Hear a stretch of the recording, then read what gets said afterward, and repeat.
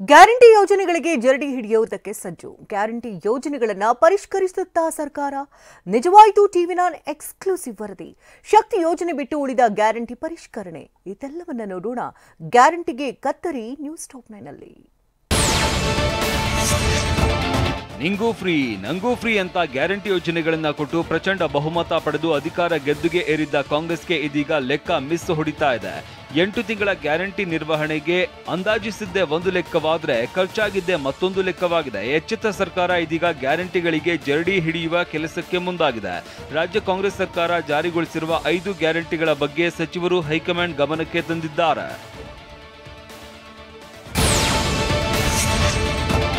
ರಾಜ್ಯದಲ್ಲಿ ಜಾರಿಯಾಗಿರುವ 5 ಗ್ಯಾರಂಟಿ ಯೋಜನೆಗಳು ದುರ್ಬಳಕೆಯಾಗ್ತಾ ಇವೆ. ಈ ಮೂಲಕ ಸರ್ಕಾರಕ್ಕೆ ಆರ್ಥಿಕ ಹೊರೆಯಾಗ್ತಾ ಇದೆ ಅಂತ ಸಚಿವರು ಕಾಂಗ್ರೆಸ್ ಹೈಕಮಾಂಡ್ ಗಮನಕ್ಕೆ ತಂದಿದ್ದಾರೆ. ಗೃಹಲಕ್ಷ್ಮಿ ಯೋಜನೆಯನ್ನ ಶ್ರೀಮಂತರು ಪಡೆದುಕೊಳ್ತಾ ಇದ್ದಾರೆ.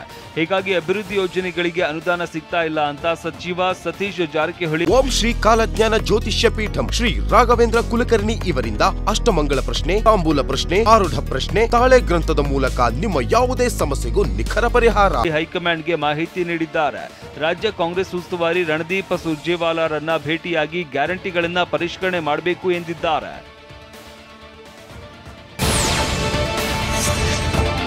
ಗ್ಯಾರಂಟಿ ಯೋಜನೆಗಳಿಗೆ ಭಾರಿ ಪ್ರಮಾಣದ ಹಣ ಖರ್ಚಾಗ್ತಾ ಇದೆ. ಶ್ರೀಮಂತರು ಕೂಡ ಲಾಭವನ್ನ ಪಡಿತಾ ಇದ್ದಾರೆ. ಜೊತೆಗೆ ಕಾಂಗ್ರೆಸ್ ಪರ ಕೂಡ ನಿಲ್ಲಲ್ಲ ಅಂತ ಸಚಿವರು ಕಾಂಗ್ರೆಸ್ ಹೈಕಮಾಂಡ್ ಗಮನಕ್ಕೆ ತಂದಿದ್ದಾರೆ.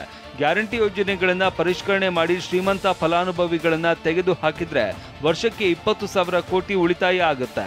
ವೈಜ್ಞಾನಿಕ ಮಾನದಂಡ ರೂಪಿಸಿ ಕೆಲ ಪರಿಷ್ಕರಣೆ ಮಾಡಬೇಕು ಅಂತ ಮನವಿ ಮಾಡಿದ್ದಾರೆ.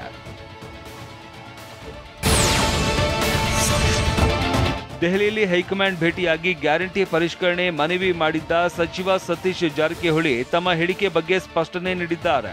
ಗ್ಯಾರಂಟಿ ಯೋಜನೆಗಳನ್ನ ಕಡಿತ ಮಾಡಿ ಅಂತ ನಾನು ಹೇಳಿಲ್ಲ. ಗ್ಯಾರಂಟಿ ಪರಿಷ್ಕರಣೆ ಮಾಡೋದಕ್ಕೆ ಸಲಹೆ ನೀಡಿದ್ದೇನೆ.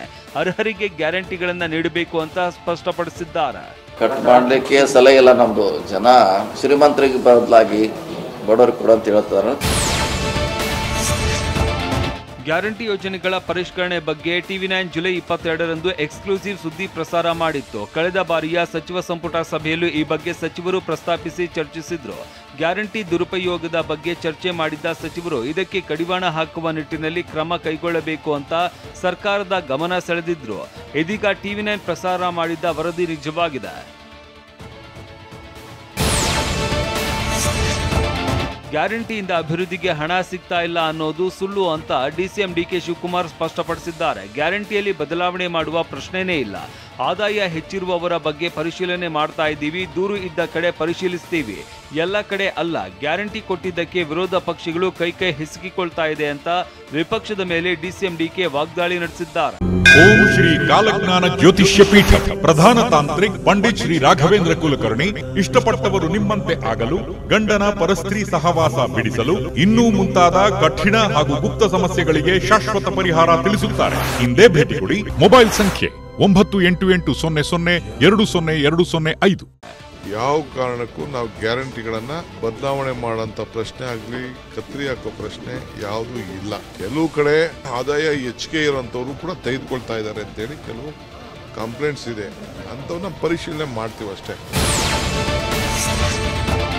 ಸತೀಶ್ ಜಾರಕಿಹೊಳಿ ಹೇಳಿಕೆ ಬಗ್ಗೆ ಆಹಾರ ಸಚಿವ ಮುನಿಯಪ್ಪ ಪ್ರತಿಕ್ರಿಯೆ ನೀಡಿದ್ದಾರೆ. ದೆಹಲಿಯಲ್ಲಿ ಮಾತನಾಡಿದ ಮುನಿಯಪ್ಪ, ಸತೀಶ್ ಜಾರಕಿಹೊಳಿ ಅಭಿಪ್ರಾಯ ವೈಯಕ್ತಿಕವಾಗಿದ್ದು ಬಡವರಿಗಾಗಿ 5 ಗ್ಯಾರಂಟಿಗಳನ್ನ ಜಾರಿ ಮಾಡಲಾಗಿದೆ.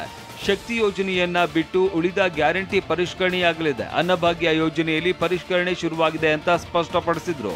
ಅನ್ನಭಾಗ್ಯದ ಬಗ್ಗೆ ನನಗೆ ಸಂಪೂರ್ಣವಾಗಿ ಮಾಹಿತಿ ಇದೆ. ನಾನು ಪರಿಷ್ಕರಣೆ ಮಾಡಿ ಯಾರು ಅರ್ಹರಿದ್ದಾರೆ ಅವ್ರಿಗೆ ಕೊಡುವಂಥ ಕೆಲಸ ಮಾಡ್ತಾ ಇದ್ದೀನಿ.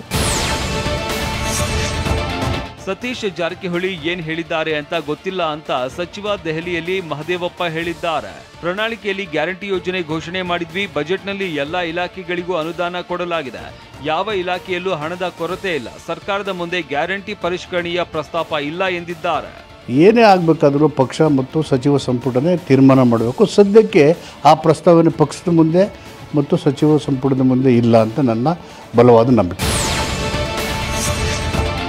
ಶಕ್ತಿ ಯೋಜನೆ ಅಡಿಯಲ್ಲಿ ರಾಜ್ಯಾದ್ಯಂತ ಮಹಿಳೆಯರು ಪ್ರಯಾಣ ಮಾಡಿರುವ ಬಗ್ಗೆ ಸಾರಿಗೆ ಇಲಾಖೆ ಮಾಹಿತಿ ನೀಡಿದೆ. ರಾಜ್ಯದಲ್ಲಿ ಈವರೆಗೆ 268 ಕೋಟಿ 18 ಲಕ್ಷ ಬಾರಿ ಮಹಿಳೆಯರು ಉಚಿತವಾಗಿ ಪ್ರಯಾಣಿಸಿದ್ದಾರೆ. ಸರ್ಕಾರಿ ಬಸ್ಗಳ 4 ನಿಗಮಗಳಿಂದ 14 ತಿಂಗಳಲ್ಲಿ ಉಚಿತ ಪ್ರಯಾಣಕ್ಕಾಗಿ 6,480 ಕೋಟಿ ವ್ಯಯವಾಗಿದೆ. ಆಗಸ್ಟ್ 13ರವರೆಗೆ 6,480 ಕೋಟಿ ವೆಚ್ಚ ಆಗಿದೆ ಅಂತ ಸಾರಿಗೆ ಇಲಾಖೆ ಮಾಹಿತಿ ನೀಡಿದೆ.